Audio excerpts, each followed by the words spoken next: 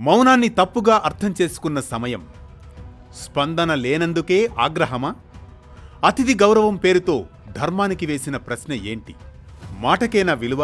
మౌనానికి శిక్షేనా? తీర్పునివ్వడంలో తొందరపడితే జరిగే పరిణామం ఏంటి?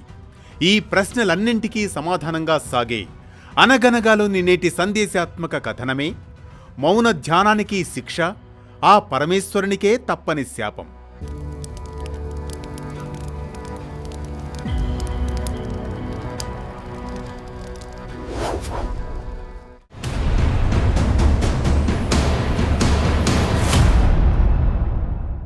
అనగనగా అలనాడు నైమిసారణ్యంలో ఋషులు మహర్షులు భక్తిపూర్వకంగా యజ్ఞయాగాదులు నిర్వహిస్తున్న సమయం.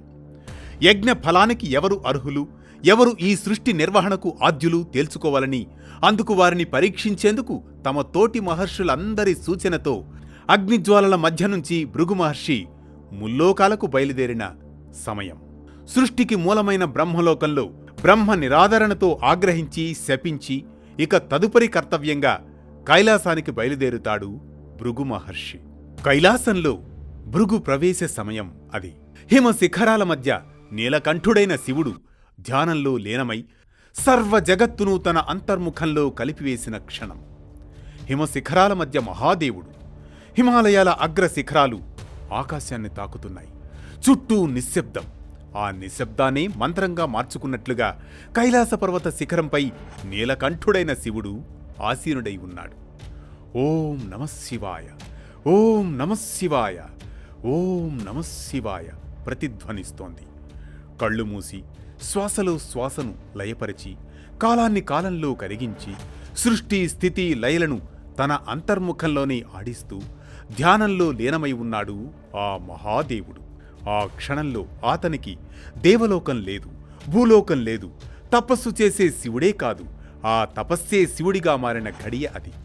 అలాంటి మహాగంభీర క్షణం.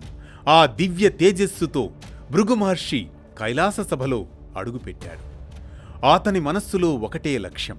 3 లోకాల్లో ఎవరు సృష్టి నిర్వహణకు అర్హులో, ఆద్యులో స్పష్టంగా తేల్చాలి అని. అతిథిగా వచ్చినా, పరీక్షకుడిగా వచ్చినా తన ఉనికిని గుర్తించాల్సిందేనన్న భావన భృగు మహర్షిది. కాని ఆ దివ్య వాతావరణం, శివుడు, ధ్యానం, ఈ పరిసరాలను చూసి భృగు హృదయం ఉప్పొంగుతుంది.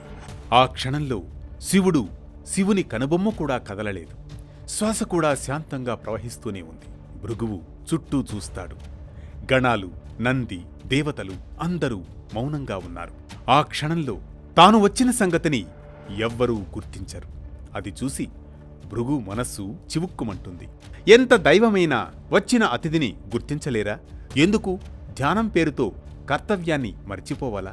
ఆలోచన ఆగ్రహంగా మారిన క్షణం, ఆగ్రహం అహంకారంగా మారిన క్షణం. ఆ క్షణం ఘోరమైన నిర్ణయం తీసుకుంటాడు భృగు మహర్షి. భృగువు ఒక్క అడుగు, మరో అడుగు అలా మహాదేవుని సమీపిస్తాడు. ఇక శివుడు ధ్యానంలోనే, నాట్యం లయంలోనే మనోమయంగా కొనసాగుతూ కనిపిస్తారు.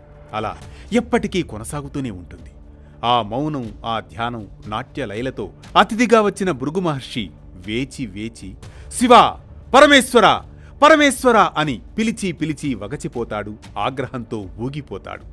ఆ మౌనాన్ని చీల్చాలన్న ఉద్దేశంతో గట్టిగా, ఓ ఈశ్వరా, వినిపిస్తోందా? ఇలా నన్ను చూడు, వచ్చిన అతిథిని స్వాగతించవా? ఎంత ధ్యానమైనా, నీ నాట్య లయమైనా ఓ ఋషికి నీవిచ్చే గౌరవం ఇదేనా? ఎంత సర్వాంతర్యామి అయినా ఇది భావ్యం కాదులే అంటూ ఆగ్రహంతో ఊగిపోతాడు భృగు మహర్షి. ఆ సమయంలో ధ్యానం నుంచి నెమ్మదిగా బయటకు వస్తాడు శివుడు. కరుణతో కన్నులు తెరుస్తాడు. అతని ముఖంలో ఆశ్చర్యం లేదు, ఆవేశం లేదు, కేవలం అపారమైన సౌమ్యత మాత్రమే. ఇదిగో పరమేశ్వర, సృష్టిని నిర్వహించేవాడివైతే అతిథిని గుర్తించలేవా? తపస్సే తప్ప కర్తవ్య భావం నీకు లేదా? ఇదిగో ఇదే నా శాపం. ఓ పరమశివ, నీవు తపస్సులో ఉన్నా నీ కర్తవ్యాన్ని మరిచావు. నీవు పరమాధికారివి కావు. యజ్ఞ ఫలానికి ఎట్టి పరిస్థితుల్లో అర్హుడవు కావు. నీకు భూలోకంలో లింగపూజే కాని మూర్తిత్వానికి పూజలు లభించవు అంటూ ఆగ్రహంతో శివుని శపించి తదుపరి కర్తవ్యంగా వైకుంఠం వైపుగా సాగుతాయి భృగు మహర్షి అడుగులు. ఇది మౌన ధ్యానానికి శిక్ష, ఆ పరమేశ్వరునికే తప్పని శాపం. ఈ కథనం మనకిచ్చే సామాజిక సందేశం ఒక్కటే. ధర్మం అంటే క్షణంలోని ప్రతిస్పందన కాదని, అది అవగాహన మాత్రమేనని. ఎవరైనా మనల్ని గౌరవించలేదని వెంటనే తీర్పు చెప్పడం సులువని, కానీ వారి స్థితి, వారి లోకం, వారి లయను అర్థం చేసుకోవడం చాలా కష్టమని. శివుడు మౌనంగా ఉన్నాడు, అది అవమానం కాదు, పరిపూర్ణ దశ. తక్షణ స్పందన కోరుకుంటాం, కానీ లోతైన కారణాన్ని వినాలనుకోము. ఆగ్రహం కాదు, కరుణే నిజమైన బలమని. మౌనాన్ని కూడా వినగలిగిన వాడే నిజమైన జ్ఞాని అని. ప్రతినిత్యం ఓ పురాణ కథనం, సూటిగా, స్ఫూర్తిమంతంగా, సామాజిక సందేశంగా. ధర్మం చెప్పే కథల సవ్వడి, జ్ఞానం చెలరేగే కథన ఒరవడి. అనగనగా అంటూ మళ్లీ రేపు పలకరిస్తుంది ఆరుబయట వెన్నెల్లో జోకొట్టే కథల్లా వేటు న్యూస్.